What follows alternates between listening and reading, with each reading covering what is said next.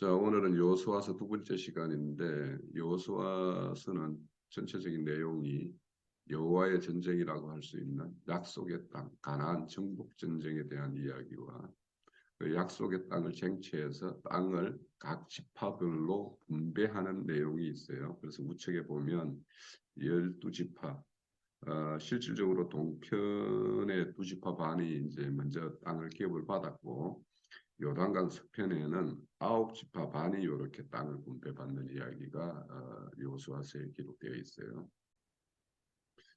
자, 여호수아서는 성경 구약 성경에서 첫 번째 역사서라고 해요. 그러니까 성경을 모세 오경이라는 그 모세가 기록한 5권의 책이 있고 그 다음에 이제 역사서가 있는데 역사서는 이제 쭉 여호수아서 이후에 사사기 또 사무엘 상하 열왕기 상하, 역대하 상하, 또 에스라서, 느헤미야서, 에스더서 이까지가 이제 역사서라고 그러고 그 이후에 나오는 시편, 잠언, 아가서 이런 거는 시가서라고 그러고 그리고 나머지 이제 선지자들이 쓴 이제 책들이 있어요. 구약 성경은. 그래서 역사서 속에서는 이제 첫 번째 책이고 첫 번째 책에 약속의 땅의 인도자의 이름인 여호수아 이름을 따서 책 이름을 쓰게 됐고 여호수아는 모세를 이어서 모세가 출애굽시켰고 강약기를 40년 동안 이렇게 동행을 했었고 최종적으로 약속의 땅 들어가기 직전인 모압 평지까지 인도한 것이 모세였고 그리고 모세가 거기에서 이제 죽고 모세를 이어서 여호수아가 약속의 땅까지 인도하는 인도자입니다. 여호수아의 이름은 여호와는 구원이시다라는 뜻이고 전체 여호수아서는 24장으로 되어 있는데 1장에서 5장은 가나안에 들어가기 위한 어떤 준비 과정 그래서 요단강을 건너는 과정과 또 건너서 할례산에서 할례를 치는 이야기와 이런 것들이 있고 그리고 이제 6장에서 12장까지는 가나안 정복에 대한 기록이에요. 그리고는 이제 13장에서 22장까지는 그 땅을 분배해요. 그 분배하는데 그래서 아까 동편에서 2지파 반이 받았다고 그랬고 서편에 와서 2지파 반이 또 받아요. 그럼 5지파는 받았죠.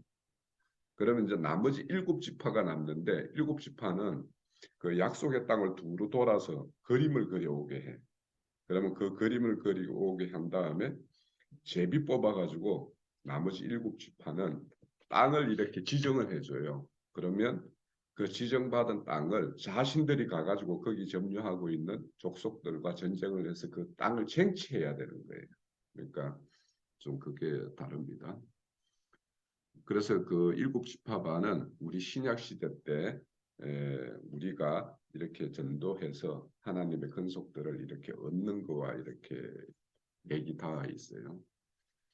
그리고 이제 23장에서 24장은 이제 요수아가 죽기 직전에 이스라엘 백성들에게 고별사를 합니다. 고별사에 대한 기록이 있고 최종 마지막 24장에는 요수아가 죽고 요수아가 이제 모세가 나올 때 출애굽할 때 메고 나온 요셉의 해골을 매장하는 이야기와 요수아가 죽는 그런 기록이 있습니다.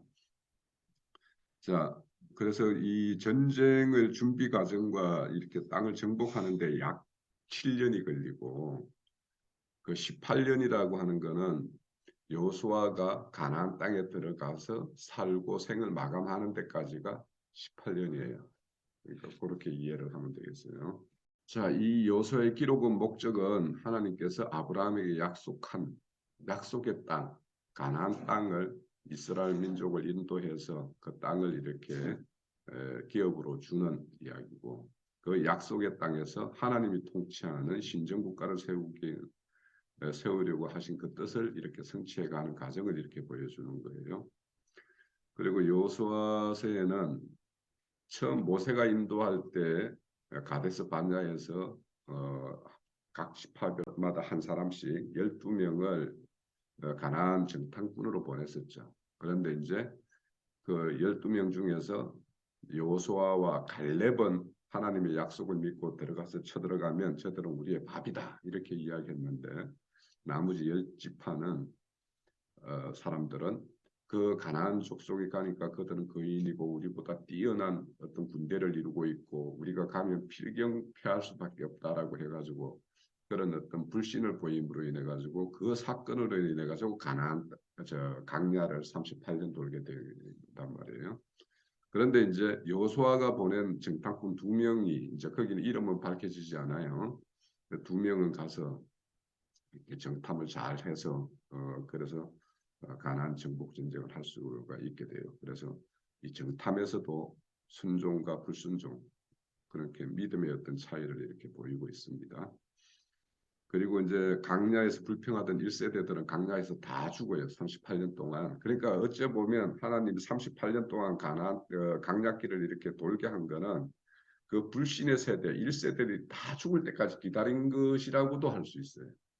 그래서 그들에겐 새롭게 난 자들 그리고 출애굽할 때 어린 자들 이런 자들이 이제 여호수아의 인도를 따라서 그 가나안 땅에 들어가게 돼요. 그래서 1세대 중에서 들어가는 사람은 여호수아와 갈렙 그 정탐했을 때 우리가 가면 필경 이길 수 있습니다 했던 두 사람은 이제 가나안 땅에 들어가게 되는 거죠.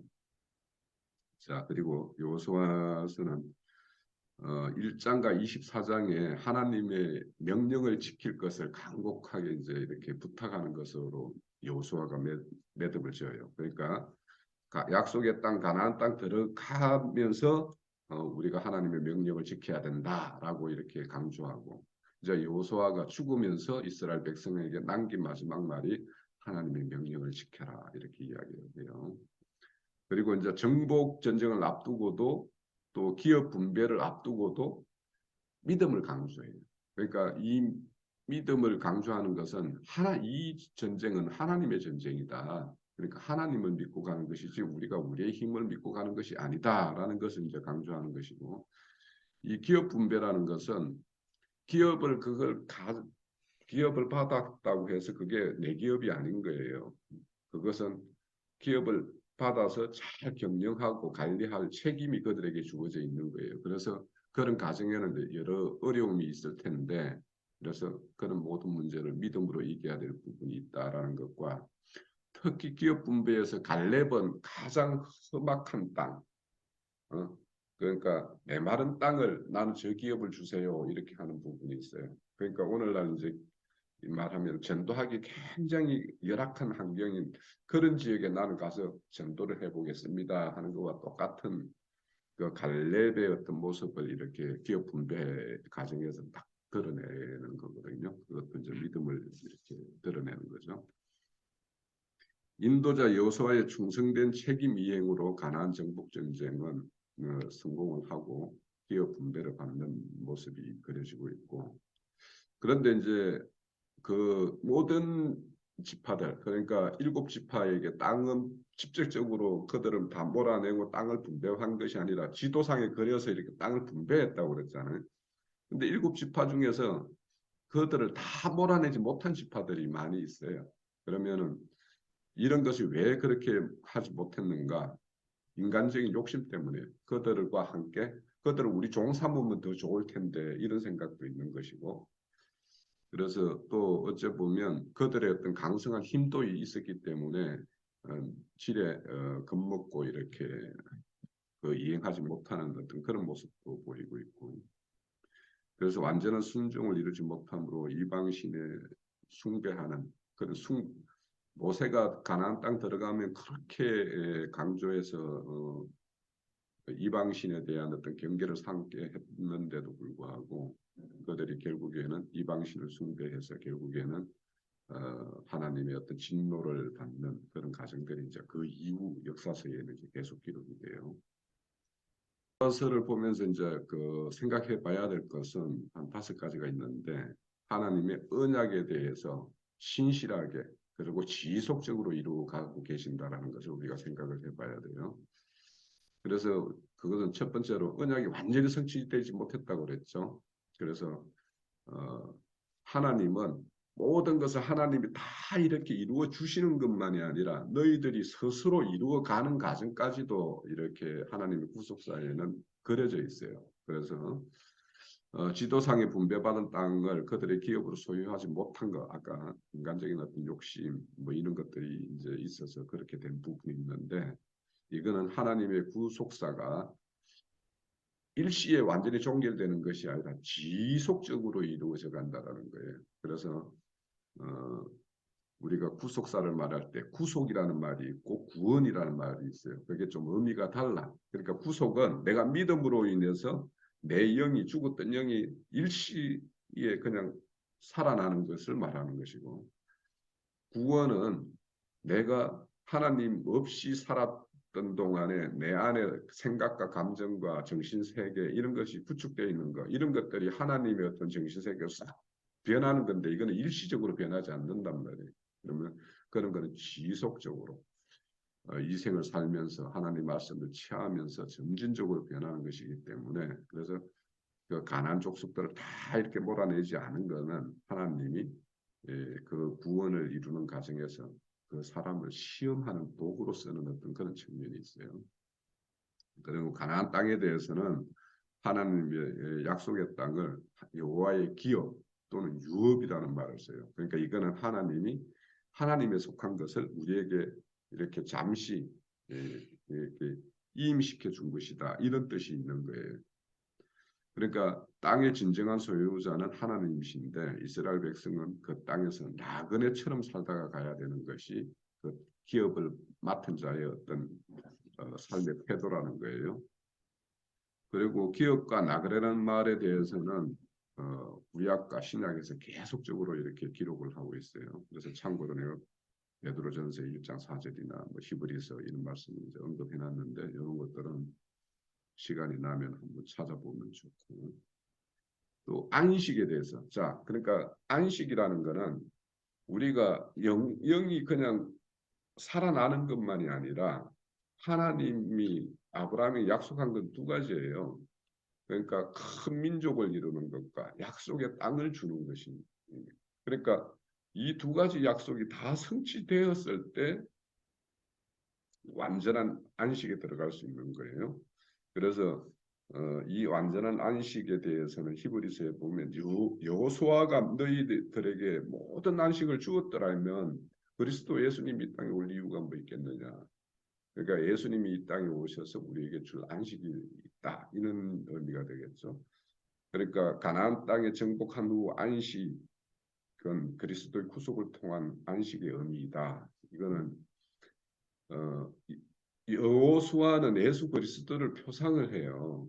그러니까 여호수아가 가나안 땅을 정복해서 들어가는 것은 하나의 표상이고, 예수님이 이 땅에 오셔서 이제 실질적으로 우리 가운데 있는 그 악한 영들의 역사나 그런 정신 세계를 다 이렇게 몰아내고 하나님의 어떤 그런 세계, 정신 세계로 이렇게 구축되었을 때 진정한 안식이 이루어질 수 있다라는 것을 이제 말하고 있는 거죠. 이 요수아에는 하나님의 뜻을 계시하는 방법들이 여러 가지로 이렇게 묘사되어 있는데, 하나님이 직접 모세와 대화하는 모습도 보여요. 그리고 땅을 분배하거나 또 아간이 범죄했을 때 아간이 범죄한 사실을 이렇게 밝혀낼 때 계속 제비 뽑는 방법으로 이렇게 해서 추적해 가요. 그래서 이런 어떤 제비 뽑는 방식으로 하나님의 뜻을 이렇게 드러내기도 하고, 여호와의 군대 장관을 통해서 뜻을 밝히는 것도 있고. 그런데 이제 그 약속의 땅을 정복하는 과정에서 이스라엘 백성들에게 이렇게 책임을 이렇게 딱 부여하는 어떤 모습도 보여요.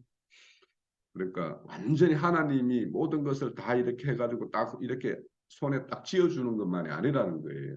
그러니까 어렸을 때는 우리가 부모들이 자녀를 이렇게 모든 것을 이렇게 다 하나에서 열까지 다 이렇게 일일이 챙긴다면, 이제 성숙하면 스스로 챙기는 일이 생기는 것과 매 마찬가지로 그래서 그런 뜻을 이렇게 계시하고 있고, 또 약속의 땅에서 안식을 주시며 그 안식 가운데 들어갔을 때는 다른 이방신을 섬기지 말고 여호와만 섬길 것을 이렇게 명령을 하고 있고, 그리고 이제 계명에 순종하는 자에게는 축복, 이건 뭐 너무도 당연하지만 불순종하는 자에게는 파멸이 있을 것이라는 것을 이렇게 또 밝히는 것이 여호수아서의 어떤 책 내용입니다.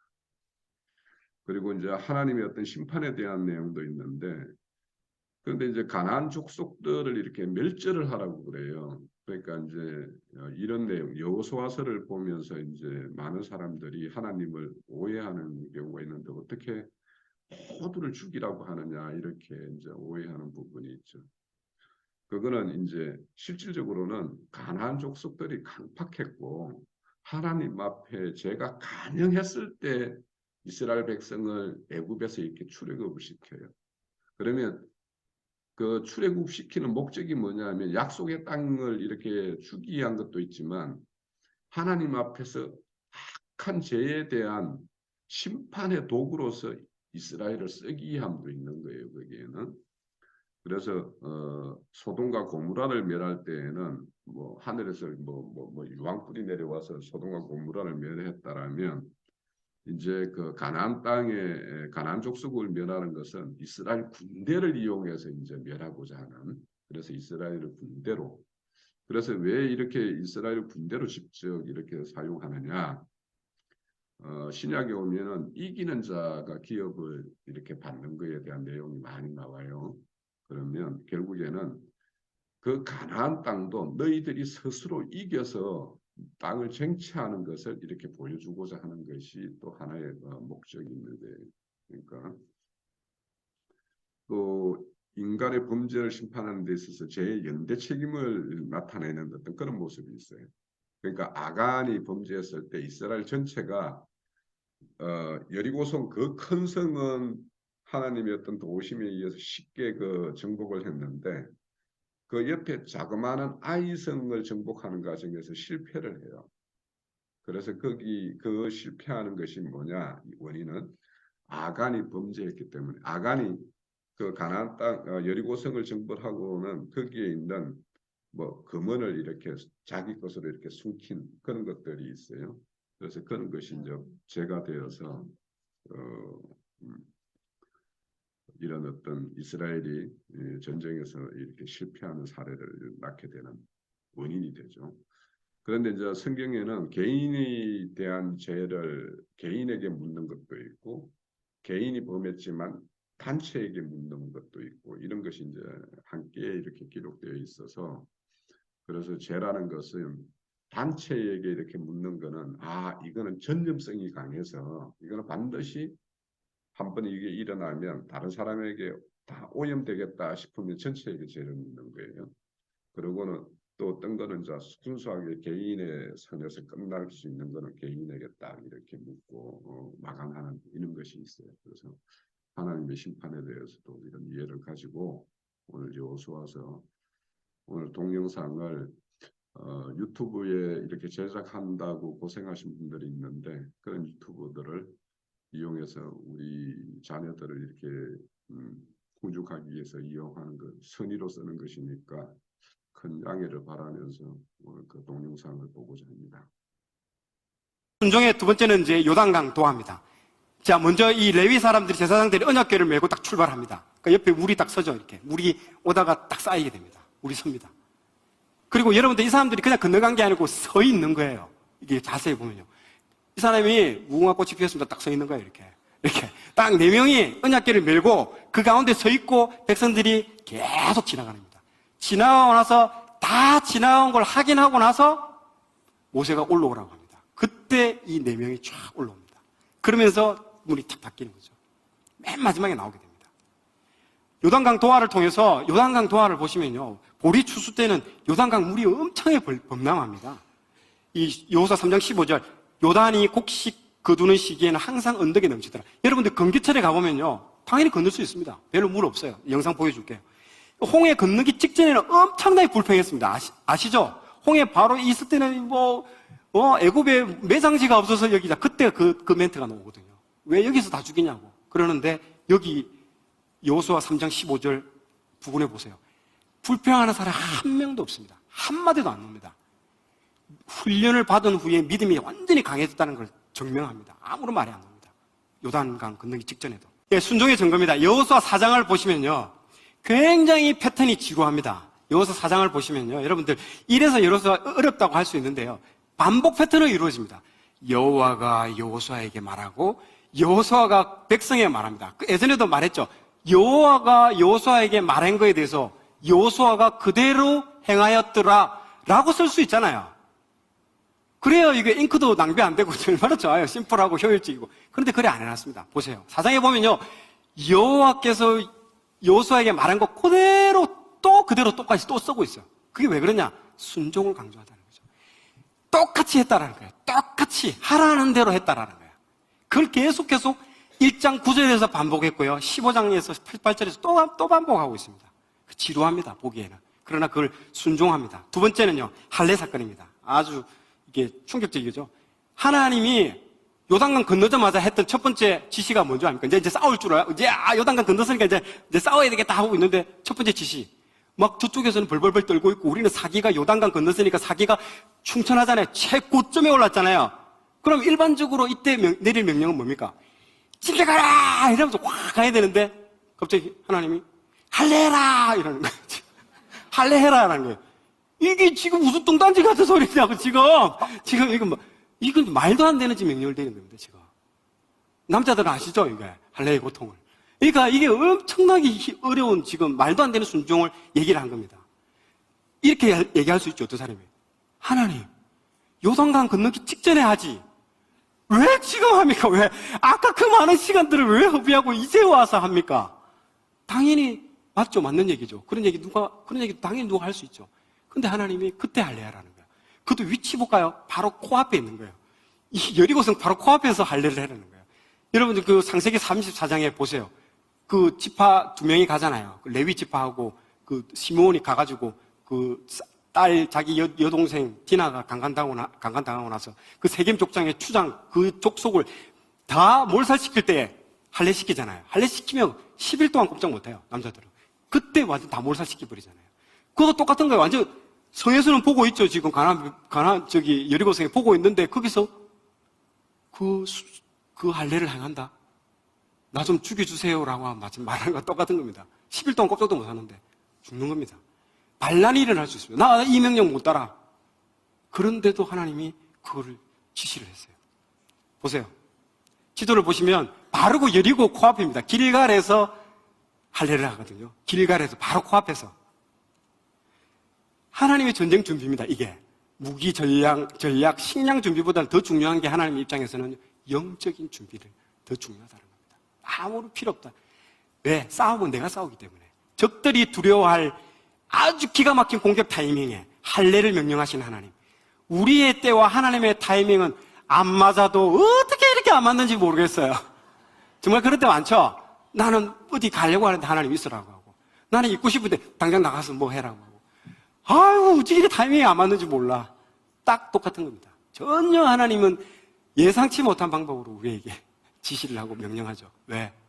순종하기 쉬우면 왜 못해? 이 정도 돼야 순종이. 전쟁은 하나님이 싸우는 전쟁이라는 걸 말해주는 겁니다. 아멘.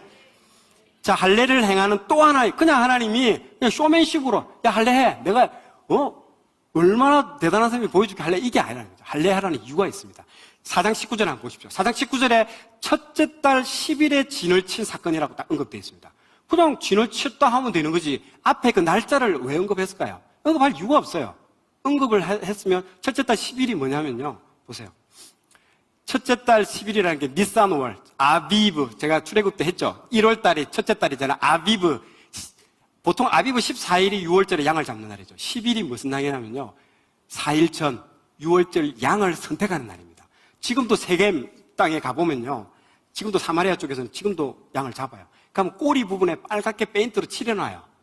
이거는 뭐냐면 나중에 4일 뒤에 요 양을 잡을 거라고 선택했던 양을 표시를 해놓은 겁니다. 그리고 4일 뒤에 흠이 있나 흠이 없나 보다가 4일 뒤에 그 양을 잡습니다. 그거를 하기 위해서 딱 6월절이 시작되는 날이 요 아비브 10일입니다. 그리고 4일 뒤 14일에 6월절 양을 잡고 15일부터 6월절이 시작됩니다. 무교절로 처음 시작되는 거죠. 그래서 첫째 달 10일이라고 정확하게 언급한 겁니다. 그게 아무 의미 없이 언급한 게 아니고요. 6월절입니다. 그런데 이 6월절에 참여하려면 어떻게 해야 되냐? 할례를 반드시 받아야 됩니다. 할례를 받지 않는 사람은 6월절에 참여할 수 없습니다. 그래서 하나님이 이렇게 한 거죠. 그리고 또 하나 더 중요한 포인트는요, 모세하고 여호수아의 평행점을 보여주는 겁니다. 자, 너도 이제 모세와 같은 지도자라는 하나님 계속 보여줍니다. 보세요. 6월절 홍해 사건을 모세는 겪었죠. 여호수아는 반대입니다. 데칼코마니 기법이죠. 요단강을 먼저 건너고 6월절 사건이 끝이죠. 말했잖아요. 데칼코마니. 딱 접으면 여기 홍해, 이렇게 6월절 홍해, 여기 요단강 6월절 이렇게 딱 접으면 정확하게 데칼코마니가 되잖아요. 딱 접으면, 반원 접으면. 그걸 얘기하는 거예요, 지금. 그래서 하나님이 자, 내가 너에게 지금 보여주는 것들이 다 모세와 하는 그 평행선으로 보여준다는 거예요. 그래서 이 구원을 완성을 약속하는 상징입니다. 그리고 40년 전에 미성취됐던 그에 대한 안타까움의 그 첫째 달 10일에 다 녹아져 있습니다. 그리고 그 6월절 사건을 통해서 이제 구원을 완성하는 거죠. 완성을 해 나간다는 겁니다. 그걸 말로 보여주기 위해서 말하는 겁니다. 자, 하나님의 최고의 전략이 할례 사건이죠. 도저히 기발합니다. 하나님의 전략은 미리 할례해서 우리의 힘으로 전쟁하는 것이 아닙니다. 가나안 땅이 초긴장 상태로 들어왔을 거 아닙니까? 이스라엘 백성들도 이제 이 전쟁인데 하는데 할례를 받으라고 하니까 진짜 하나님 입장에서는 최고의 전략이죠. 누가 이 전쟁을 싸우는가? 하나님이 싸운다는 거죠. 그걸 말해주는 게 이 할례 사건인 것입니다. 그리고 여리고 사람들 입장에서 생각해 보십시오. 이게 뭔 사태입니까? 이게 앞에서 전쟁을 할 줄 알고 있었는데 자기들 앞에서 할례하고 6월절 명절 지키고 우리 같으면 떡국 먹고 뭐 지금 난리 난 거예요. 그 앞에서 지금 전쟁은 안 하고 그 위에서 보는데 막 공포감이 막 극대화되는 거예요. 저것들 뭐야? 저것들 무섭기도 하면서 저것들 뭐 하는 거야 지금? 하면서 솔직히 그냥 지금 나와서 할례 받을 때 바로 나와서 치면 바로 끝장나는 겁니다. 다 몰살입니다. 그런데도 그 전략을 보면서 지금 할례하는 거 보면서 뭐야 이게 뭐야 이렇게 치는 겁니다. 혼란스럽고 공포감은 극대화되는 겁니다. 지금 여리고성 입장에서. 그 6월절 후에 광야 생활이 이제 끝나죠. 6월절이 딱 지키고 여호수아 5장 10절에 6월절을 지키고 바로 그 다음 날에 만나가 딱 그칩니다. 그게 나옵니다. 만나가 그치죠. 40년 동안에 계속 만나가 공급한 것을 종지부를 찍습니다. 6월절 이제 구원의 완성인 것이죠. 이제 모든 이제 만나의 생활은 끝나고 이제 그 땅의 소산물을 먹기 시작합니다. 그때부터가 이제 시작이라는 거죠. 그게 구원의 완성을 말해주는 거죠. 그래서 6월절을 상징해 주는 겁니다. 그리고 하나님은 내가 만약에 뭔가 없어졌다 그런 거 두려워할 필요 없습니다. 여러분, 뭔가 좋은 은사가 있었는데 없어졌다, 내 물질이 없어졌다, 하나님은 더 좋은 걸 주시기 위해서 이제는 그런 만나보다는 그 땅의 소산물 더 좋은 걸 주시기 위해서 그걸 가져가시는 거예요. 아멘. 그리고 불필요한 이제 기적은 이렇게 필요가 없는 거예요. 만나를 거두어 가신 것은 더 좋은 것을 공급한 하나님의 섭리를 이제 신뢰하시기 바랍니다. 그럴 때 하나님이 더 좋은 걸 주십니다. 자, 근데 이게 끝나자마자 할례와 6월절 사건이 끝나자마자 여호와의 군대 대장이 딱 등장합니다. 참 기가 막힌 타이밍이 나옵니다. 그리고 읽어보면요, 뜬금없어요. 왜 이 사람이 이때 왜 나오지? 읽어본 사람들은 아마 이해할 겁니다. 왜 갑자기 이 사람이 나오지? 그거를 나도 모세와 같은 지도자로 인식을 합니다. 할례와 6월절 도저히 상상할 수 없는 이 명령을 내렸는데 이걸 순종하자마자 하나님이 옆에서 보고 있다가 바로 등장한 거와 똑같은 느낌이에요. 이제는 믿는 거죠. 이게 얘들 순종하는 걸 보고 이제 하나님이 직접 등장하는 겁니다. 하나님이 직접 등장하죠. 그리고 여호와의 군대 당장에 와서 이 전쟁의 승리는 누가 보장해 주는가? 이 전쟁의 주관자는 누군가를 알려주시는 거죠. 이게 분명하게 알려줍니다. 전쟁이 중요한 게 아닙니다. 전쟁 이거 막 하는 게 중요한 게 아니고 하나님과의 관계가 중요하다는 겁니다. 아멘. 승리의 비결은 무엇인지 하나님의 말씀에 순종하고 우리 삶의 영적 전투의 패배의 이유는요, 모든 게 다 불순종입니다. 그 주에서 보낸 말씀을 그대로 순종하지 못했 것들이 다 그 이유가 된 겁니다. 자, 보세요. 평행점이 아까 있다고 했죠. 6월절과 홍해 사건, 여호수아는 요단강과 6월절 그대로 딱 접으면 똑같이 되는 겁니다. 그리고 내 신을 벗어라. 모세는 그 뜰기나무에서 보여줬죠. 군대 장관이 내 신을 벗어라고 똑같이 동일하게 얘기했죠. 그리고 하나님과 백성 사이에 막 중보기도 하면서 중재하는 것들도 동일하게 지금 여기 나옵니다. 그리고 고별 설교도 똑같죠. 하나님이 모세하고 여호수아를 계속 평행선점에서 계속 비슷하게 보여주는 겁니다. 그러면서 그 리더십을 계속해서 확인시켜 주는 겁니다. 여호수아한테. 얼마나 힘이 되겠습니까? 그리고 이제 전쟁이 시작됩니다. 여리고 전투가 시작됩니다. 이제는 할례도 다 받고 이제 등장하게 된 거죠. 두려움의 여호수아 6장 1절에 보십시오. 두려움의 성문을 닫았더라 되어 있죠. 이제 막 공포감이 극대화되는 거죠. 자, 순종의 이게 이제 하이라이트죠. 여리고성입니다. 여리고성 전투는요, 앞에하고 마찬가지입니다. 할례하고도 비슷하죠. 말도 안 되는 또 명령을 또 내리셨습니다. 이게 3콤보, 이게 뭐 1단, 2단, 3단, 뭐 할례, 유월절, 여리고성까지 도저히 이거 뭐 상상할 수 없는 명령을 또 내리시죠. 비정상적인 전투입니다. 이게 전쟁입니다. 이 백성들의 순종 여부를 보는 거죠. 계속 한번 볼까요? 일반적인 전투는 이런 겁니다. 성문을 들어가면 정보가 해냅니다. 기존의 일반적인 우리가 공성전 전투는 다 이렇습니다. 우리 임진왜란 때도 그렇잖아요. 일본 사람들이 막 올라와가지고 막 칼로 이렇게 하고 하는데 다 이 전투입니다. 근데 하나님은 어떻게 하랍니까? 돌아라. 강강술래. 돌아라. 계속 아무 말도 하지 말고 돌아. 그리고 돌고 뭐 했다? 잤더라. 계속 그 얘기 나옵니다. 아, 진짜 보십시오. 전쟁을 기대했지만요, 아주 지루한 상황입니다. 실제적으로 6장을 읽어보면요, 남자들은 뭔가 칼 휘두르고 뭐 소림사 뭐 이거 다 넣을 줄 기대했는데 아무런 재밌는 장면 하나도 안 나옵니다. 그리고 맨 나중에 딱 6장 20절에 나팔을 불고 고함을 지르더니 무너졌더라. 이거 진짜 이거 무협지 좋아하는 사람들이 이런 거 너무 안 좋아하거든요. 이런 장면들. 근데 보세요. 6장 2절에 여호와께서 말하고 또 여호수아가 그걸 백성에게 말하고 하나님이 말하고 여호수아가 말하고 백성에게 전달하면서 백성이 그걸 순종했더라. 그거밖에 없어요. 그런데 그게 승리의 원인이라는 겁니다. 그게. 자, 보세요. 또 하나 중요한 건 왜 나팔을 부르냐는 거죠. 나팔을 기억합니다. 여호수아 6장 5절에 제사장들이 양각 나팔을 길게 불어 그 나팔 소리가 너희에게 들릴 때에는 모세오경에 아까 말했죠. 약속을 성취하는 책이 모세오경의 책입니다. 그래서 모세오경을 이해하려면 여호수아를 이해하려면 모세오경을 반드시 아까 이해해요. 그래서 제가 모세오경을 한 권 한 권 다 자세하게 다룬 겁니다. 그때 나팔을 불렀는 걸 제가 드렸죠. 나팔을 보여줬죠. 그 부분 민수기 10장 9절 또 너희 땅에서 너희가 자기를 압박하는 대적을 치러 나갈 때에는 나팔을 크게 불지니 그리하면 너희 하나님 여호와가 너희를 기억하고 너희를 너희의 대적에게서 구원하시리라. 아멘. 분명히 얘기를 해놨습니다. 그래서 나팔을 빡 불 때 와르르 무너지고 하나님 구원을 베푸시는 그게 근거가 있다는 거죠. 이게 말씀에 얘기했다는 겁니다. 자, 침묵하라고 또 얘기했죠. 침묵하는 순간 여리고에 있는 그 사람들 위에서 다 내려다 볼 거잖아요. 이런 긴장감이 최극도로 고조되고요. 폭풍전야입니다. 효과의 극대화를 나타내는 겁니다. 여리고 사람들은 이 상태를 더 공포감 가운데 지켜봅니다. 제가 보통 군대에 남자들 갔다 오는데 군대에서 막 화를 내면서 때리는 사람들은 맞아도 그렇게 안 무서워요. 웃으면서 때리는 사람이 있어요. 하면서. 공포감이 극대화됩니다. 저 사람은 네 악마야. 진짜 그런 거와 마찬가지입니다. 진짜. 이게 도저히 상상할 수 없는 지금 일들이 일어나고 있습니다. 자, 보십시오. 여리고성은 이중벽입니다. 지금 보시는 바와 같이 한 벽만 있는가요? 그 안에 또 이중벽이 있습니다. 라합이 어디 살았냐면 이 바깥에 일중벽 그 북쪽 문 아래에 딱 살고 있었습니다. 라합이. 가장 못 사는 사람들이 그 사이에 다 살고 있는 거예요. 가난한 사람들이. 조금 사는 사람들은 그 안쪽에 다 살고요. 진멸하라고 명령했습니다. 하나님 신명기 7장 2절 내 하나님 여호와께서 블라블라 해서 진멸할 것이며 반드시 진멸하라고 다 죽이라고 했습니다. 진멸의 뜻은요, 불로 다 태워가지고 바친다는 겁니다. 완전히 철저하게 파괴됩니다. 불로 다 태워 바친다는 건 뭡니까? 번제죠, 번제. 우리가 그때 번제 얘기했잖아요. 번제가 하는 히브리어로 올라라고 했잖아요. 연기를 다. 좋아. 그거 똑같은 거예요. 다 태우라는 거예요. 왜? 첫 번째 열매이기 때문에. 여리고성은 첫 번째 열매거든요. 첫 전쟁의 소산물이라는 태우라는 거예요. 반복되는, 그래서 6장 17절에 보시면 다 바쳤다라는 말이 이겁니다. 바쳤다는, 진멸했다라는 게 이꼬로 바쳤다라는 거거든요.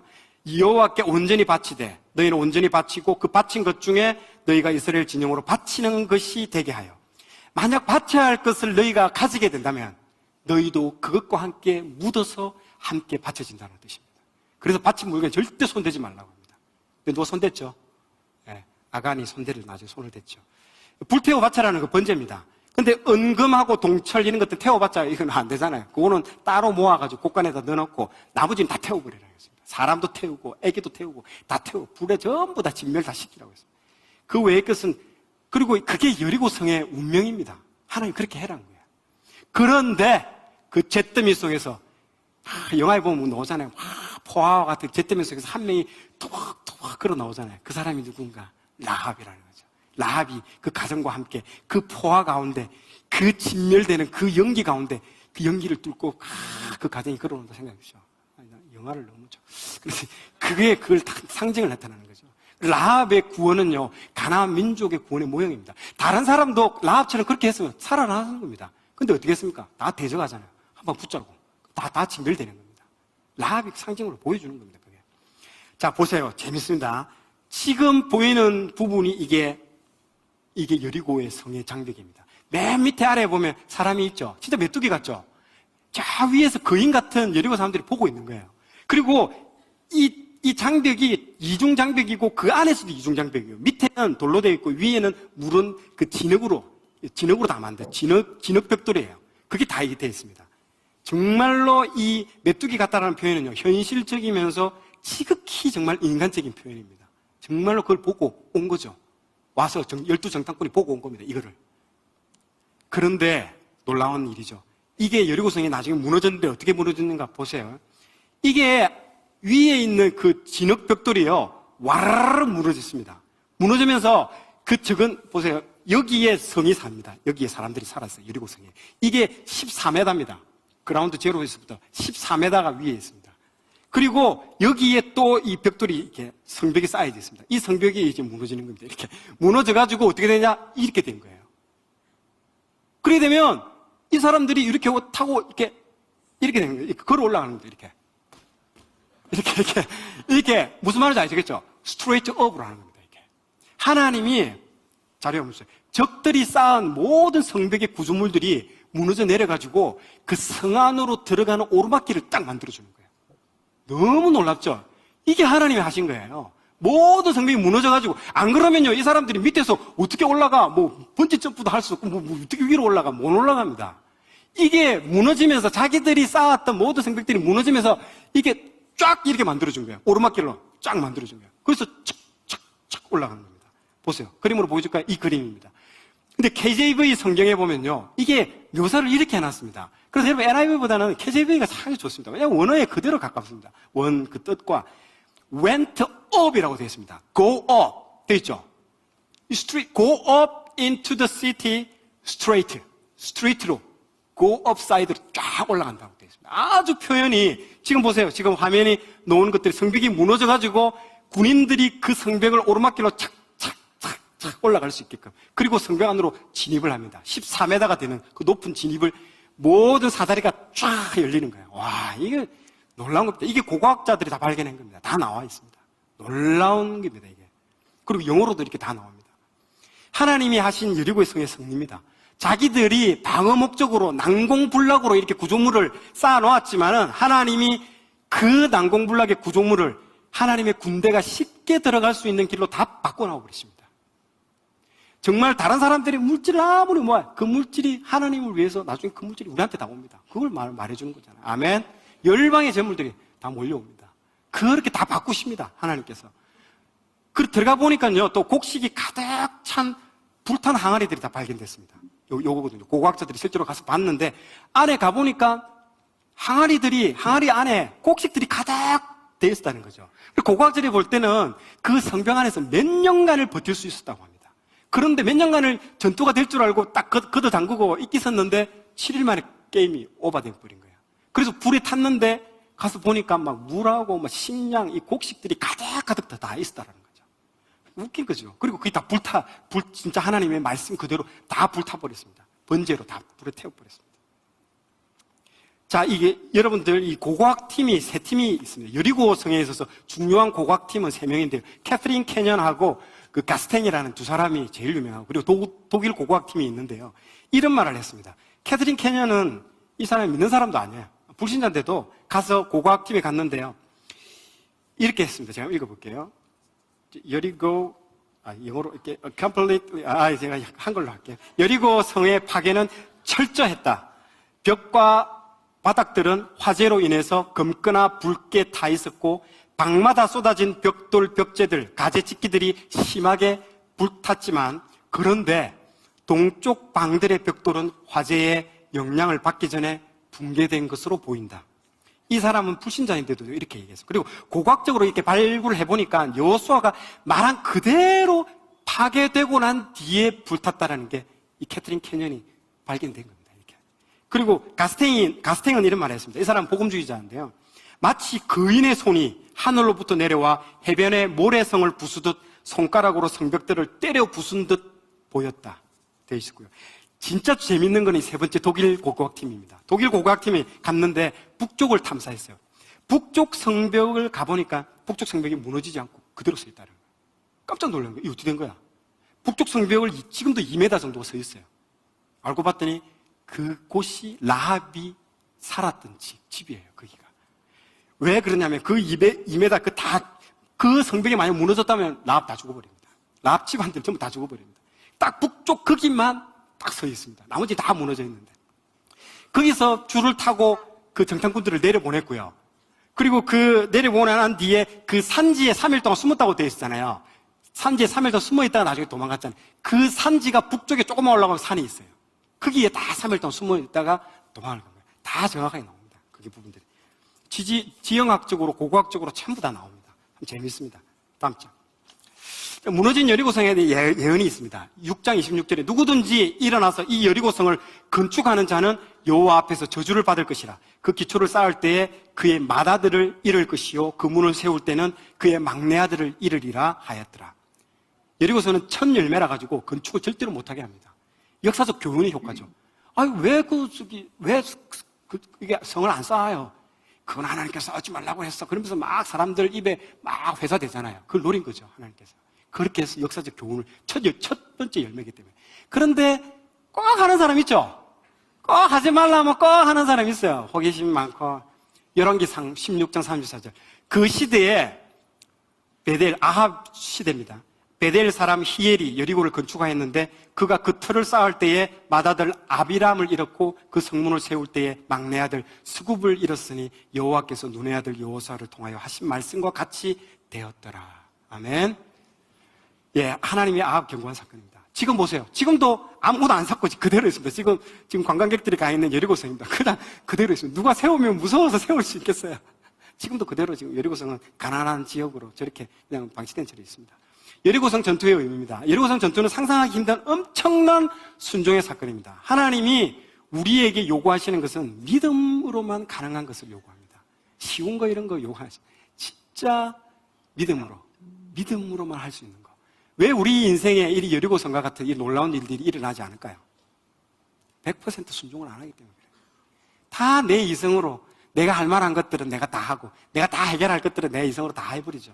그러니까 조금만 자잘한 것들은 많이 기적이 일어나지만은 이런 여리고성과 같은 이 엄청난 놀라운 100% 기적은 절대 잘 일어나지 않습니다. 근데 여러분들 100% 순종으로 여러분들 생애에 그것을 경험하는 여러분들이 나올 줄 믿고 선포합니다. 그 기적은 지금도 일어납니다. 이런 순종만 있다면. 그러나 우리는 순종을 골라서 하죠. 안전하고 할 수 있는 것만 순종하는 게 문제죠. 자, 순종의 실패죠. 아이성의 이제 실패가 나옵니다. 아간의 범죄입니다. 한 사람의 범죄로 이제 이스라엘 전체가 영향을 받고 다 죽습니다. 가나안의 첫 번째 범죄자가 나오죠. 자, 7장 1절을 여러분 한번 펴시면요. 상당히 재밌습니다. 7장 1절은요, 특별한 방식으로 이제 이게 전개가 됩니다. 저자는 시작에 독자들에게 범위를 알려줍니다. 이 여호수아 저자가요, 시작과 함께 이 범위를 알려줘요. 출입기법입니다. 범위를 알려주는데 문제는 뭐냐면 여호수아는 범인이 누군지 몰라. 추리 소설인 거죠. 이 추리 기법으로 쫙 이렇게 얘기를 합니다. 지금 이 얘기가 추리 기법입니다. 여호수아는 끝까지 몰라요. 나중에 누군지도 몰라요. 나중에 알려줘요. 하나님이. 완전히 이게 스릴과 서스펜스의 효과가 막 나오는 게 이 7장의 얘기입니다. 영화 우리 드라마에서 자주 나오는 기법이죠. 복순을 통해서 정보를 알려주죠. 우리가 아기 돼지 삼형제 첫 번째 뭘 합니까? 엄마가 나갈 때 아기 돼지한테 뭘 합니까? 너희들 절대로 문 열어주면 안 돼 이러잖아요. 그걸 듣는 순간 우리는 알아야죠. 아하, 문 열어주는 일이 생기겠구나. 그게 이제 복선인 거죠. 아, 이거 뭔가 터지겠구나. 그리고 카메라 앵글로도 알 수 있습니다. 이렇게 카메라 앵글로 알 수 있는데 어떤 사람이 예를 들어서 어떤 부자, 유산을 많이 받은 여자가 있어요. 근데 그 여자한테 어떤 남자가 접근해가지고 너무너무 잘해줘. 너무너무 모든 걸 잘해주고 거의 범인이야. 그 사람이 범인이야. 대부분 그런 느낌이 오잖아요. 그리고 또 카메라 연결. 자, 카메라 한번 보십시오. 제가 그 여자랑, 제가 이제 그 상대방 남자입니다. 남자, 헤어지는 거예요. 이제 헤어지는 장면 카메라 연결 잡습니다. 자기야, 잘 가. 그래,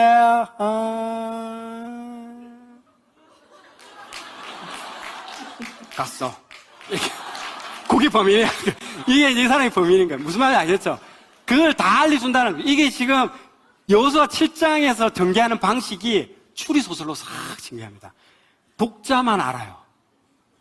그리고 아무도 모릅니다. 그게 여호수아도 몰라요. 아무도 몰라요. 그래서 중보기도를 합니다. 그게 이제 알게 되고 7장 8절 9절 보세요.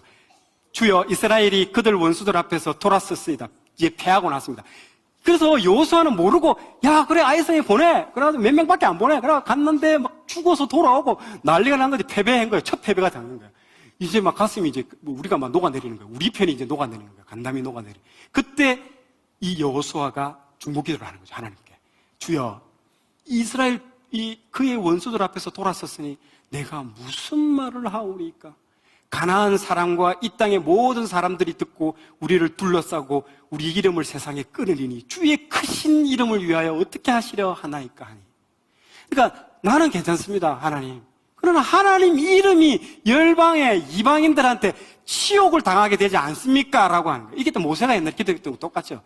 뭐 하나님이 이 백성들 민수기 다 죽여버리겠다고 하니까 하나님 우리 죽여도 되는데 하나님 이름이 어떻게 됩니까? 나중에 저 백성들 끄고 나와가지고 저 하나님이 저 광야에서 다 죽였다라고 그런 얘기 들으면 좋겠습니까? 라고 기도해요. 너무 기도 보세요. 너무 지혜롭게 중보기도 하잖아요. 여호수아도 지금 똑같은 이런 걸 얘기합니다. 하나님의 이름과 영광을 위해서 중보기도합니다. 이 중보기도자들은 세계 들어야 될 참 중요합니다. 참 하나님의 마음. 이 기도를 바로 하자마자 하나님께서 패배의 원인을 알려줍니다. 갑자기 하나님께서 말을 안 하고 가만히 이렇게 있다가 추리소설처럼 하고 있다가 이리 와봐 알려줄게 하면서 이제 그 범인을 알려주죠. 이 범인을 알려주는데 너희들이 6가지 범죄, 완전수가 7이고 6은 또 의미가 있죠. 이 저자가 딱 6가지를 알려줍니다. 이스라엘이 범죄하여, 아간이 범죄했다고 얘기 안 해놓습니다. 이스라엘이 범죄하여 공동범죄입니다. 꼭 이 히브리 사상은요, 한 명 보고 얘기하는 거예요. 누룩 알죠? 누룩도 다 퍼지잖아요. 한 명, 우리도 기독교인들 누구 하나 잘못하면 댓글이 어떻게 됩니까? 아유, 무슨 땡땡 교들 이러면서 도매급으로 다 욕하잖아요. 똑같습니다. 이것도 지금 히브리 사상도 똑같아요. 아간이 범죄했지만 이스라엘이 범죄하여 내가 그들에게 명령한 나의 언약을 어겼으며 또한 그들이 온전히 바친 물건을 가져가고 도둑질하며 속이고 그것을 그들의 물건들 가운데 두었느니라. 범죄하고 어겼고 가져가고 도둑질하고 속이고 그 가운데 두었다는 딱 6가지를 지적하죠. 어떻게 저자가 의도적으로 했는지는 모르겠지만 6가지를 딱 지명합니다. 그리고 결국에는 아골 골짜기에 가서 돌로 쳐 죽이죠. 아간을. 그러면서 그게 다 종료가 됩니다. 그래서 우리가 찬송가도 있죠. 아골 골짝 빈들에도 복음들 가오리다. 옛날에 나 어릴 때 이 찬송할 때 아니 무슨 일이 좋지 않은 지명에 그걸 뭐가 좋다고 이 아골 골짝을 저기 하냐. 소돔도 또 놓고 에헤 뭐 왜 이러냐 이래 했는데요. 그게 아니라는 거죠. 이게 보세요. 아골 골짜기라는 거죠. 괴로운 골짜기거든요. 내가 복음을 위해서는 죄악이 관영한 곳, 그 죄악의 그 골짜기, 괴로운 골짜기라도 나는 그 길로도 가겠다라는 겁니다. 그 소돔과 같은 거리에도 내가 가서 내가 복음을 전하겠다는 거예요. 정말 예전에 찬송가들 가사들 보면요, 이 성경에 대해서 통달한 성경을 깊이 묵상해요. 저는요, 다음 세대, 우리 청소년 세대, 다음 세대가 반드시 찬양으로 일어날 줄 믿고 선포합니다. 반드시 일어납니다. 그건 확실합니다. 그러나 가사가 중요합니다. 어떤 가사를 쓰느냐. 지금 CCM들 들어보면 좋지만은 똑같은 거 계속 패턴 반복되고 가사가 깊지가 않아요. 그러나 옛날 찬송가 가사들 보세요. 얼마나 그 가사, 하늘을 두루마리 삼고 바다를 먹물 삼아도 하나님의 은혜를 다 쓸 수 없다라는 이런 표현들 보십시오. 그리고 이 아골골짝 빈들에 이런 가사들이 나와야 됩니다. 우리 다음 세대 사람, 우리 자녀들이 성경을 읽어야 됩니다. 아무리 기타 들고 노래만 하지 말고 성경을 읽어야 됩니다. 성경을 읽어야만이 이런 가사들이 나오거든요. 이런 가사들이 나와야 마음을 움직이고 복음이 전달되고 세상이 변화됩니다. 그런 자녀들이 나올 줄 믿고 선포합니다. 자, 8장 승리의 비결은 순종입니다. 너희가 그 성읍을 취하거든 그것을 불살라 하나님의 말씀대로 행하라. 여호와의 말씀대로 행하라. 보라, 내가 너희에게 명령하였느니라 하고, 여호와께서 여호수아에게 이르시되 내 손에 잡은 단창을 들어 아이를 가리키라. 아이성을 가리키라 하니까 내가 이 성읍을 내 손에 넘겨주리라 하니까 바로 여호수아가 그의 손에 잡은 단창을 들어 그 성읍을 가리키니, 했던 말 또 하잖아요. 그대로 했다라는 거예요. 그대로 순종했다라는 거예요. 계속 강조적으로 보여주는 거예요. 그대로 했다라는 거예요. 승리 비결은 순종입니다. 또 있죠. 여호수아 8장 29절 시체 처리한 거. 아이성을 잡은 그 두목을 잡아가지고 성문에 매달았어요. 그 시체를 보통 우리는 1년이고 막 걸어 놓아요. 간다위 손으로 이렇게 다른 날 보라고. 그런데 하나님은 절대로 그렇게 하루 이상 두지 말라라고. 그 신명기에 적혀져 있죠. 신명기에 보면 시체 처리법이 있죠. 사람이 만일 죽을 죄를 범하거든 그 시체를 나무 위에 밤새도록 두지 말고, 왜? 그 땅을 들이피기 때문에 밤새도록 두지 말라는 거죠. 그래서 여호수아 8장 29절에 시체 처리법, 그가 또 아이 왕을 저녁 때까지 나무에 달았다가 해질녘에 명령하여 그의 시체를 나무에서 내려 그 성문 어귀에 던지고 그 위에 돌로 큰 무더기를 쌓았더니 그것이 오늘까지 있더라. 지금까지 있다는 말이 아닙니다. 이 저자가 썼던 그 당시 오늘까지 있더라 이 말입니다. 가서 한번 봐야지 이렇게 하면 안 됩니다. 이게 순종입니다. 철저하게 순종했다는 겁니다. 그리고 이제 보십시오. 제일 중요한, 참 여기 재밌는 부분이 나오는데요. 첫 번째 우리가 여리고성 전투는 어떻게 했습니까? 피 한 방울 안 흘리고 누구도 죽지 않은 희생이 안 붙었어요. 그리고 싸움도 굉장히 단순했어요. 뱅글뱅글 7바퀴 관광술래 이 바퀴 돌았는데, 이 아이성 전투부터는 싸움 방식이 확 달라졌어요. 맞죠? 사람도 죽고 매복하고 막 가서 싸우고 싸움 방식이 완전히 틀려졌습니다. 이거는 뭐냐면요, 이 전투 방법이 변경된 이유는 우리의 죄 때문에 그렇습니다. 죄. 이스라엘이 죄가 발생하면서 앞으로는 전쟁은 이제 이기지만은 죽는 사람도 나옵니다. 그래서 회개해도 여러분들 죄의 갑지불이 반드시 들어간다는 겁니다. 하나님의 계획이 변개되고요. 계획들이 막 이제 바뀝니다. 수정이 됩니다. 우리도 그렇잖아요. 쉽게 갈 수 있는 일이 이렇게 되잖아요. 창세기에 보십시오. 아담이 범죄하고 나니까 어떻게 됩니까? 가시와 엉겅퀴가 나오고 여자들은 그걸 살려두기는 두지만은 바뀐다는 거죠. 변개가 된다는 거죠. 그래서 우리 인생이 왜 이렇게 힘들어지고 어려워졌냐? 다 우리 죄 때문에 그럽니다. 쉽게 갈 수 있는데 왜 문제가 이렇게 많이 자꾸 일어나냐? 우리 죄로 인해서 하나님 계속 변개됩니다. 계획이 수정이 되고 있는 거예요. 그게 안 좋은 겁니다, 여러분. 죄 짓지 마십시오. 죄가 그래서 제일 중요하다. 죄 지으면 안 됩니다. 죄 지으면 물론 하나님이 회개하고 용서해 주지만 갑지불이 있다라는 거예요. 변개가 된다는, 어려워집니다. 팍팍해지고. 두 번째 실패입니다. 기부원, 금인하고 이제 화친을 제한하죠. 바로 나옵니다. 말씀에 불순종한 거죠, 이것도. 여호수아 9장 14절에 이렇게 나옵니다. 여호와께 묻지 아니하고, 딱 그 말이 나옵니다. 안 물었습니다. 바로 그래 해버렸죠. 근데 이거는 여호수아가 잘못한 게 아니고요. 그 있는 족장들이 잘못했습니다. 그 족장들이 가가지고, 여호수아 장군이 빨리 사인해라고 밀어붙인 거예요. 그런데 여호수아가 그냥 알았다 하고 믿고 그냥 사인해버린 거예요. 이게 문제가 된 겁니다. 자, 여기 보십시오. 히위 족속이라고 나오죠. 말씀에 신명기에 보면 하나님이 반드시 다 진멸하라고 했습니다. 그 중에 가나안 족속, 브리스 족속, 히위 족속이 있는데 이 기브온 금인이 이 히위 족속입니다. 히위 족속의 대표주자입니다. 그 사람이 이렇게 된 거죠. 진멸 대상인 히위 족속과 보호 조약을 체결해버린 거죠. 쏘간 거죠. 와서 싹 그럴듯하게 쏘갔죠. 연기를 한 거죠. 거기에 홀라당 쏘김을 당하고 결국에는 조약을 체결했죠. 자, 9장 18절에 원망이 나옵니다. 참 오래간만에 보는 원망입니다. 민수기에는 많이 봤던 원망이 여호수아에는 진짜 오래간만에 한번 원망하면 나오네요. 근데 그 원망이 뭡니까? 그러므로 회중이 다 족장들을 원망하니. 광야 1세대의 원망의 대상은 하나님이었습니다. 그런데 이 여호수아의 세대의 원망은 왜 하나님께 묻지 않았냐고 족장들을 원망하고 있습니다. 완전히 다른 세대가 된 거죠. 믿음의 세대, 여호수아 세대. 족장들이 무리하게 진행한 사건들에서 이 사람이 원망을 하는 겁니다.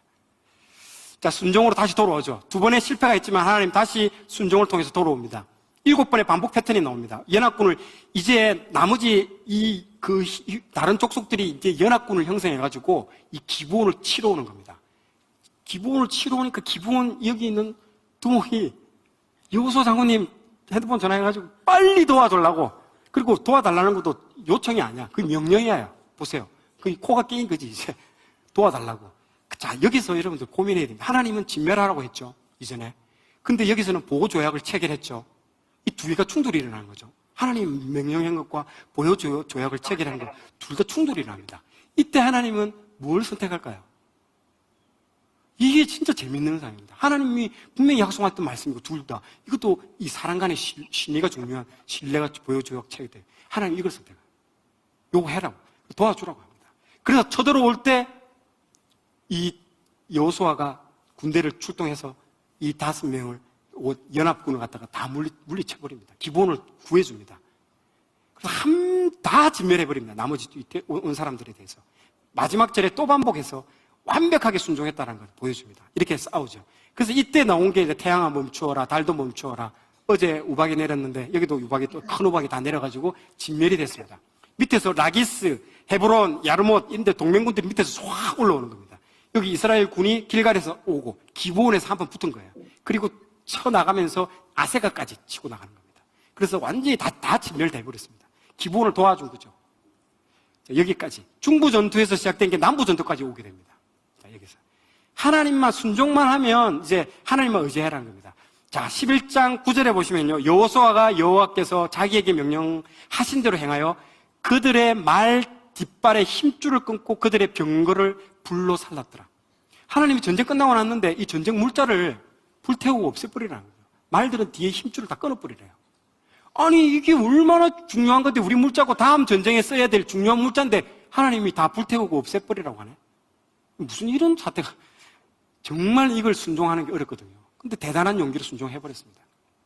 사실 여호수아도 욕심이 안 없겠습니까? 이것만 있으면 다음 전쟁에 수월하게 이길 텐데. 근데 순종하죠. 여호수아가 순종해버립니다. 보세요. 이사야 31장 1절에 보세요. 도움을 구하러 애굽으로 내려가는 자들은 화 있을진저 그들은 말을 의지하며 병거의 많음과 마병이 심히 강함을 의지하고 이스라엘의 거룩하신 이를 앙모하지 아니하며 여호와를 구하지 아니하나니. 하나님을 의지하지 않는다는 거죠. 물질을 의지한다는 거죠. 그 내가 전쟁, 마병, 그 병거를 의지한다는 겁니다. 자, 사무엘하 다윗 보십시오. 그에게서 마병 1700명과 보병 2만 명을 사로잡고 병거 100대의 말만 남기고 다윗이 그 외의 병거의 말은 다 발에 힘줄을 끊었더니. 다 다윗이 이랬습니다. 우리가 주기도문 할 때 이라죠. 하나님, 일용할 양식을 우리에게 주옵시고. 하나님은 평생 먹을 양식 구하라는 거 아닙니다. 일용할 하루 먹을 양식을 하나님 구해라고 반드시 얘기해놓고 있습니다. 우리가 계속 오래 먹을 양식은요, 믿음이 아닙니다. 그거는. 부자 이야기 있죠. 평생에 먹을 양식을 곳간에 쌓아두고 이거 허물어뜨리고 더 큰 거 짓자라고. 그때 하나님 뭐랍니까?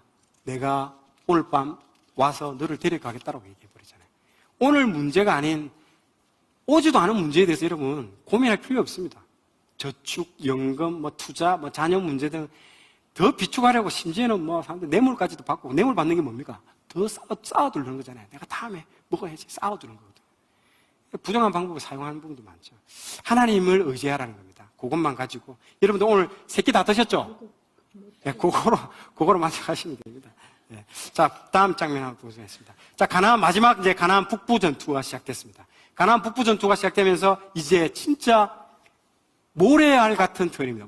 엄청난 숫자가 이제 여기는 북부는요, 히타이트족이거든요. 탱크 부대가 있습니다. 완전 철기갑 사단 다 있습니다.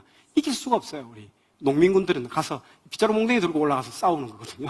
여기는 탱크가 오고 그러는데. 그런데 이게 뭐래요? 몰살을 해버립니다. 보세요. 아낙 사람들을 멸절했다고 11장 21절에 나오는데 그 이유는 민수기 13장 33절 정탐꾼 보고 때 우리가 메뚜기와 같다라는 것들과 비교하기 위해서 이걸 쓴 겁니다. 그리고 23절에 이 북부 전투를 끝으로 전쟁이 끝나게 됩니다. 자, 역전의 하나님을 경험하라는 거죠. 민수기 보십시오. 아낙 자손들의 거린들을 보았나니. 그래서 하나님께서 그대로 여호수아 다 진멸되고 나서 아낙 사람들을 멸절하고라고 딱 적어놨습니다. 하나님 보라고 이렇게 적어놨는 거예요. 이렇게 일부러.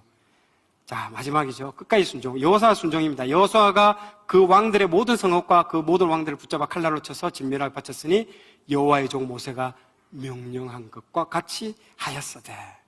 여호수아가 다 이렇게 그대로 했다는 겁니다. 자, 보십시오. 여호수아가 그대로 행하여 여호와께서 모세에게 명하신 모든 것은 하나도 행하지 아니하는 것이 없었더라. 그대로 다 적어놨습니다. 이렇게. 종료죠. 여호수아 한 100세 정도 될 때 이 전쟁은 종료가 됩니다. 여호수아가 왜 종료됐냐? 아직도 미정복 지역이 많은데도 종료했습니다. 나이가 많아서 더 이상 전쟁을 수행할 능력이 힘이 없습니다. 6년간의 가나안 정복 전쟁이 종료가 됐습니다. 요거는 넘어가도록 하겠습니다. 자, 이걸로 인해 가지고 국가의 땅이 다 정복되는 게 왜 중요하냐? 국가의 3요소, 하나님의 나라가 유형 국가가, 샘플 국가가 이 땅에 딱 완성됐다라는 겁니다. 국민, 창세기에 하나님께서 이스라엘 백성을 택해서 국민을 삼으시고요. 그리고 하나님의 율법, 레위기 율법을 통해서 하나님이 그 율법대로 통치하겠다는 주권을 주시고, 이제 마지막 여호수아를 통해서 그 땅을 직접 우리에게 주신 겁니다. 그래서 이제는 진짜 정확한 유형 국가로서 이스라엘이 완성이 된 겁니다. 컴플리트, 완전히 미션 클리어, 완성이 된 겁니다. 국가로 인정이 된 거죠. 땅으로서. 그게 여호수아가 의미가 있다는 것입니다. 그래서 그 국가가 완성이 됐다는 말은 무슨 말이냐면, 이제 그 하나님 나라는 율법이 온 나라가 질서가 지키고, 그리고 하나님의 사랑과 정의가, 공의가 하수같이 흘러가고, 그리고 연약한 자들을 배려하고, 그리고 사회복지 시스템이 너무 잘 되어 있어요. 그리고 이웃 열방들이 정말 저 나라 가서 살고 싶다. 정말 저 신을 내가 믿고 싶다. 그렇게 제가 출애굽기에 얘기했죠. 제사장 나라가 되라는 거예요. 그래서 다 등돌아선 모든 나라들을 이제 다 하나님께로 되돌아오는 열방의 빛이 되라고 하나님께서 이걸 완성을 준 겁니다. 너희끼리 잘 먹고 잘 살아라고 이스라엘 백성한테 준 게 아니라는 거죠. 그래서 이사야 11장 10절에 보면 열방이 그에게로 돌아오리니 그가 거한 곳이 영화로우리다. 이 말은 우리도 여호와를 믿으러 시온으로 가자 이겁니다. 이 찬양 있죠? 모든 열방 주 볼 때까지, 그 찬양이 이걸 얘기하는 겁니다. 이사야 11장 10절. 이제 이 땅, 이 나라를 통해서 하나님의 영광이 다 드러나는 거죠. 이스라엘만 잘 먹고 잘 사는 게 아니고 땅을 주신 그 하나님의 목적은 믿지 않는 모든 열방들이 하나님의 그 나라에 살고 싶어. 지금도 우리나라 사람들 덴마크나 복지 잘 된 대로 나라로 가고 이민 가고 그러잖아요. 그거 마찬가지입니다. 이게 큰 나라에 살고 싶다는 거죠. 자, 토지 분배로 넘어갑니다. 2개의 지파가 이제 배분에 진행됩니다. 토지를요, 자, 다 모여 한꺼번에 쫙쫙쫙쫙 다 준 게 아니에요. 첫 번째 유다 지파한테 딱 먼저 줍니다. 그리고 두 번째 요셉 지파한테 딱 주고요. 2개의 나라를 먼저 주고 나머지 기타 등등 얘들이 실로에 모여가지고 제비 뽑아가지고 이렇게 하는 거예요. 왜 이 2 지파한테 먼저 줬을까요? 이 저자는요, 이걸 쓰면서 이게 남북 이스라엘이 분열되는 걸 아는 듯한 느낌이 납니다. 실제적으로. 실제로 남쪽은 대표하는 게 누굴까요? 유다. 북쪽은 에브라임아. 그 얘기하는 게 이 요셉 지파거든요. 요셉 지파가 므낫색과 에브라임 2개가 있잖아요. 그걸 얘기하는 겁니다. 그리고 나머지 7개 지파를 분배를 하는데 그 땅을 그려오라. 우리 작년에 했던 그 표가 그 7개 지파가 막 하면서 그림을 그려오는 게 그 7개 지파입니다. 여기입니다. 여기 얘기입니다. 그리고 이렇게 땅을 이렇게 나눠주죠. 이렇게 쭉 다 나눠져 있습니다. 근데 레위인은 빠져 있습니다. 레위인은 없습니다. 요셉이 2개 지파. 요셉을 아들로 안 하고 요셉의 아들, 손자를 야곱이 입적을 하죠. 입적할 때 어떻게 합니까? 어떻게 하죠? 기도할 때 이렇게 기도하잖아요. 요셉이 데려오는데 큰 아들을 오른손에 딱 데려왔어요. 그리고 작은 아들 에브라임을 왼손으로 데려왔는데 야곱이 갑자기 손을 엑스칼리버 쫙 이렇게 해버려요. 오른손을 동생한테 해버리는 거예요. 그러니까 갑자기 요셉이 아버지 지금 손이 지금 잘못 갔는데 요셉이 안다. 나도 알고 있다. 요셉 야곱 본인이 또 둘째 아들이잖아요. 그런 게 근데 먼 미래를 다 본 거죠. 왜? 에브라임의 그 유명한 사람이 누가 나옵니까? 이 여호수아가 에브라임 지파잖아요. 여호수아가 이때를 다 보고 얘기하는 거예요. 이때 다 이렇게 해서 그래서 에브라임 지파가 북쪽을 대표하는 지파가 되는 거예요. 사건들이 있습니다. 토지 분배 사태의 청탁 사건이 여기 나옵니다. 똑같아요. 우리나라 싸울 때는 단합이 되죠. 이제 분배할 때 싸움이 일어나는 거죠. 갈렙 사건하고 요셉 지파입니다. 똑같은 청탁인데 갈렙은 오히려 안 좋은 거 달라고 하는 거잖아요. 그 저산지를 내게 주소서 안 좋은 건데 요셉 지파 둘 다 아는 사람이죠. 갈렙은 누굽니까? 친구잖아요. 거의 같이 동역자고 함께했던 요수아의 같은 거의 친한 사람이고 요셉은요 친척인 거예요. 친척. 아유 우리 여사 저기 형님 좀 우리도 짱 좀 좋은 거 주고 좀 이렇게 해서 청탁을 하는 거죠. 청탁 왔는데 보세요. 청탁한 사람들이 므낫셋하고 에브라임인데 땅 보세요. 제일 커. 그래도 더 달래. 이제 있는 사람이 더하다고 딱 그건 거예요, 지금. 있는데 더 달라고 하는 거예요. 나 우리 만족 못 하겠다라는 거예요. 볼까요? 그러나 므낫세 자손이 그 성읍들의 주민들을 쫓아내지 못하며 가나안 족속이 결심하고 그 땅에 거주하였더니 요셉이 여호수아에게 말하여 이르되 여호와께서 지금까지 내게 복을 주심으로 내가 큰 민족이 되었거늘 당신이 나의 기업을 위하여 한 제빗 한 분깃으로만 내게 주시면 어찌하면요. 왜 나한테 하나만 줘요? 나 더 줘요. 그때 여호수아가 이렇게 답변하죠. 여호수아가 그들에게 이르되 내가 큰 민족이 되므로 에브라임 산지가 내게 너무 좁을진데 브리스 족속과 르바임 족속의 땅 삼림에 올라가서 스스로 개척해라 하니라. 요셉 자손이 이르되 이 산지는 우리에게 넉넉하지도 못하고 골짜기 땅에 거주하는 모든 산지에 뭘 해가지고 골짜기에 거주하는 자이든 다 철병거가 있습니다. 무서워서 못 가겠다라는 거예요. 그러니까 지금 웃기죠, 예. 그러니까 또 여호수아가 또 깃방맹이 한번 때릴 수도 있는데 한 분깃만 가질 것이 아니라 그 산지도 내 것이 되리니 비록 삼림이라도 내가 개척해라. 그 끝까지 내 것이 되리라. 또 한 번 권면합니다. 또 그렇게 해서 결국에는 끝까지 안 하죠. 보세요. 첫 번째 봅시죠. 첫 번째 보세요. 그 땅에 쫓아내지도 않았어요. 맨 위에 보세요. 므낫세 자손들 그 거민들 쫓아내지도 못했어요. 그래놓고 땅 더 달라고 뜬다. 완전 지금 갈렙하고 완전 잘 이렇게 대비가 되죠. 자, 보십시오. 토지 분배의 시작과 끝이 어떻게 되어 있습니까? 14장 시작은 갈렙으로 시작하고요. 19장 맨 마지막이 여호수아가 다 갑니다. 문학적으로도 아주 잘 되어 있습니다. 처음과 끝이 갈렙과 여호수아로 마무리되죠. 가나안 땅을 얻을 자격이 있는 사람은요, 믿음으로 이 순종한 사람들만 차지합니다. 믿음으로 하나님께 순종한 사람만이 하늘나라의 상급을 기대할 수 있다는 거죠. 자, 여호수아는 하나님의 도우심으로 이제 임무를 완수했습니다. 그리고 그 분배받은 그 땅에서 묻히고요. 그래서 멋진 리더가 되고 됐습니다. 고벨사를 22장, 23장에 했죠. 여호수아의 고벨사는 이제 결단을 촉구합니다. 너희가 섬길 자를 오늘 택하라. 오직 나와 내 집은 여호와를 섬기겠노라. 결론입니다. 우리가 말씀의 순종, 이게 핵심 주제거든요. 어떻게 보면 우리의 사역은 52편에 매주 선포되는 하나님의 그 매주에 선포되는 말씀을 듣고 52편의 말씀을 듣고 매일매일 내 삶의 현장에 가서 그대로 실천했을 때 놀라운 일들이 일어나는 그 영화를 찍어서 하나님께 올려드리는 일이 우리의 사역이 될 줄로 믿습니다. 매주일 선포되는 그 말씀에 순종하면 해피엔딩 영화가 되는 거고요. 불순종하면 비극적인 영화가 됩니다. 여러분 올해 2018년 몇 편의 영화를 찍고 몇 편의 지금 해피엔딩 영화를 지금 만들고 계십니까? 그러니까 영적 전투의 승리의 비결은요, 무조건 말씀 순종입니다. 매주 선포되는 말씀을 듣고 순종하시면 그게 승리입니다. 보여줄 게 있어서 다시 좀 더.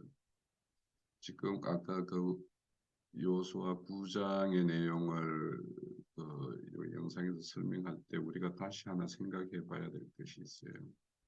그 야곱의 딸 디나가 그 세겜 하몰의 아들 세겜으로부터 이렇게 강간을 당하는 사건이 있어.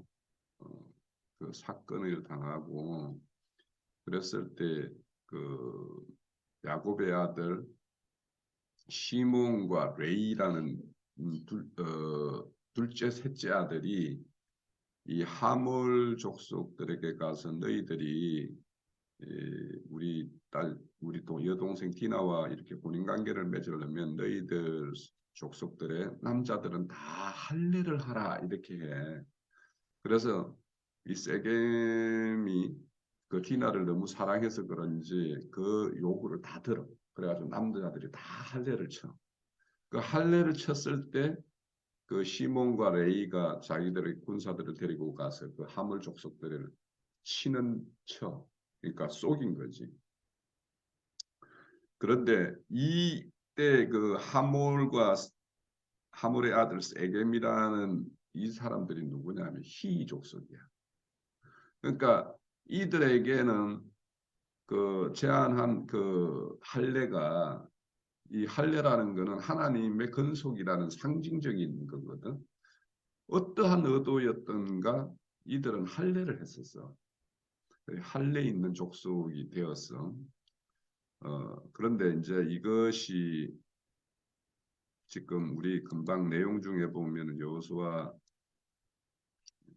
9장에 보면 가나안 족속들이 이제 정벌 전쟁을 할 때 이제 이 하도 그 이스라엘이 모든 족속을 잘 이렇게 진멸을 하고 하니까 이제 가나안 족속 중에서 히 사람이고 이게 기브온 족속이라고 아까 그렇게 이야기했지.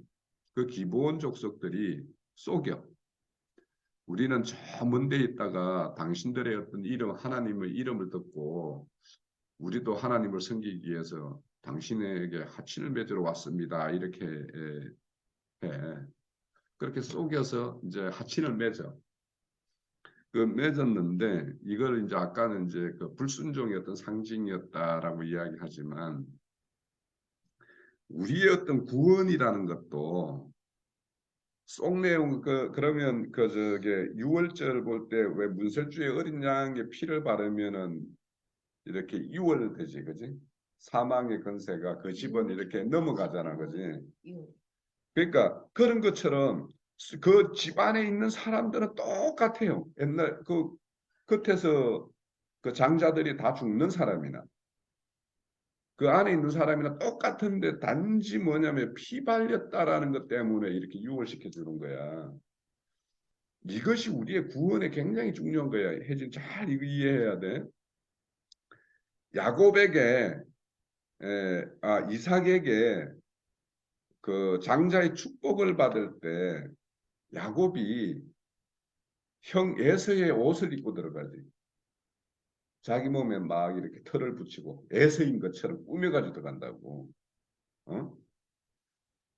그러니까 우리가 하나님의 어떤 건속이 되고 하나님의 어떤 복된 백성이 되는 것은 우리가 완전히 온전한 사람이 되어서 하나님의 어떤 심판으로부터 벗어나는 것이 아니라 하나님의 어떤 겉모양을 갖추고 있는, 그래서 우리가 그리스도의 옷 입는다 하는 것이 우리가 믿음으로 있어. 믿음이라는 그 자체만 보고 그냥 네가 속 내용은 어떠하든 간에 진멸의 대상에서는 빼주는 거야. 그것이 구속이야.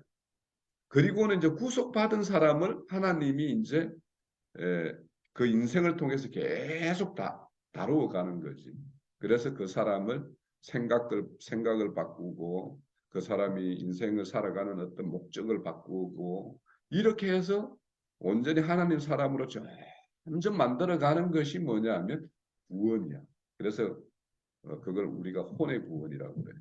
그러니까 오늘 금방 히 족속들이 여호수아를 이렇게 속여서 그 하치를 맺는 거는 이게 겉으로 보면 속이고 속는 것처럼 보이지만 우리의 하나님 안에 구원이나 구속이 어떻게 이루어지는가를 잘 보여주는 그림이야, 이게. 이게 이 말이 지금은 잘 이해가 안 될지 모르겠지만 시간이 지나면 이 말이 이해가 될 거야. 어? 이거는 지금 이 정도로 아빠가 예전에 왜 그런 말을 했지 정도로 마음에 담고 있어. 어? 그러니까 내가 신앙을 하다 보면 왜 나는 이 모양이 계속 뭔가 막 변화도 없는 것 같고 내가 하나님 믿는다면서 왜 이렇게 하지 하는 어떤 그런 생각이 들 때 스스로 자책하고 나는 구속받은 게 아닌갑다. 하나님의 구원을 받은 자가 아닌갑다. 이런 생각이 들 수가 있어. 그런데 그런 생각을 넣어주는 거는 마귀가 우리에게 넣어주는 거예요. 구원이라는 거는 하나님의 아들이 너희가 완벽해서 된 게 아니야. 혜진이 네가 뭐 하는 일이 엄마 아빠가 다 마땅해서 그냥 예쁜 딸 하는 게 아니잖아. 내 딸이니까. 그냥 네가 어떤 걸 하든 간에 네가 아빠 딸이 아니고 그러면 길 가는 어떤 누가 젊은 처녀가 아버지 나한테 아버지라고 부르면서 저한테 돈 좀 주세요 이렇게 한다고 해서 내가 아버지라고 그래 내가 그럼 내 아버지 할게 할 수도 없는 거고 누가 돈 달라고 한다고 해서 누가 돈을 줘? 어? 이관계라는 거야. 그러니까 네가 구원이라는 거는 내가 모든 면에서 완벽해서 완벽한 사람이라서 내가 하나님의 자녀인 것이 아니고 하나님은 너 내 이름을 믿어? 그래, 그럼 내가 네 자녀, 내가 너를 내 딸 삼아줄게. 내 자녀 삼아줄게. 이렇게 하는 거야. 그러니까 약속을 믿는 거야. 아, 하나님은 지금 아브라함에게 한 약속을 모세가 믿었고 여호수아가 믿어서 결국엔 약속의 땅까지 이렇게 이끌어가는 이야기야. 그래서 희족속이 속였다, 뭐 어쨌다 이거는 글자 그대로 어떤 보는 관점이고 실질적으로 하나님의 어떤 구원은 이런 모양이야. 그냥 그래서 간과해 주신다. 그렇게 여겨 주신다. 이런 말이 성경에 계속 나와. 그러니까 그게 네가 그만큼 그렇게 해서 내가 여겨 주는 것이 아니라 내가 그래 여겨 줄게. 내가 그래 못 본 것처럼 해줄게. 이렇게 하는 것이 하나님의 구원의 방식이고 우리를 이끄는 방식이야. 그러니까 그걸 이제 여기에 좀 내가 보충을 할게.